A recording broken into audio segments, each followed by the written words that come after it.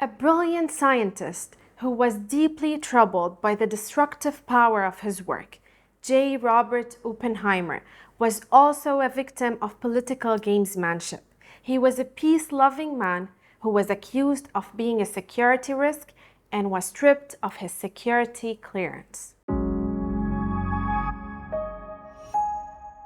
If you are not familiar with his contributions to science, I will put that in a different perspective.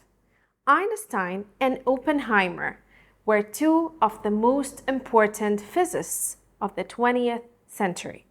Einstein is considered to be the father of modern physics for his work on relativity, while Oppenheimer is known as the father of the atomic bomb for his contributions to quantum physics. Oppenheimer's life was shaped by two major events: the development of the atomic bomb and the Cold War. He was the scientific director of the Manhattan Project, which developed the first atomic bombs. He later came to regret his role in creating such a destructive weapon, and he became a strong advocate for international control of nuclear weapons. Oppenheimer was born in New York City in 1904. He excelled as a student and studied chemistry at Harvard. After that, he went to Germany to learn from the top physicists of the era.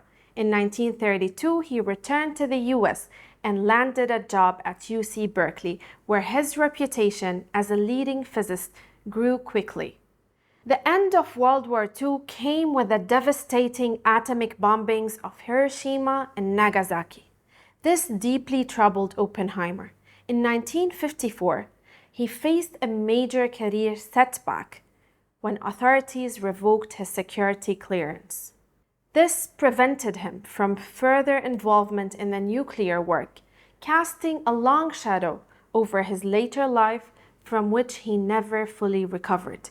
He passed away in 1967, ending a life marked by brilliant achievements and personal struggles. So how does Christopher Nolan's latest epic movie, Oppenheimer, grapple with complex and the challenging life of one of the most renowned scientists of the 20th century?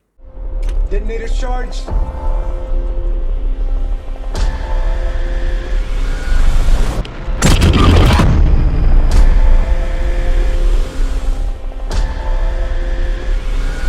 Christopher Nolan is known for his cerebral thrillers, and Oppenheimer is no exception. The film searches into the psyche of a complex character, reflecting the moral ambiguity found in Nolan's character studies in The Dark Knight, The Prestige, and The Departed.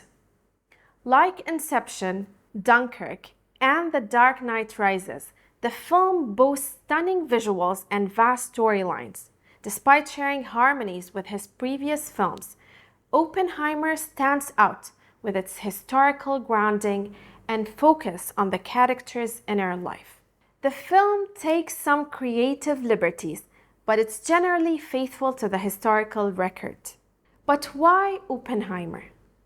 The life, work, and legacy of the man are more than deserving for a jump to the big screen.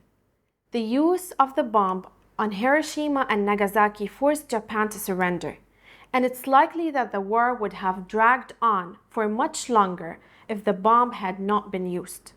Nolan's masterful storytelling and Ludwig Göransson's tense, gripping score make Oppenheimer a captivating film from start to finish. Are we saying there's a chance that when we push that button, we destroy the world? Chances are near zero.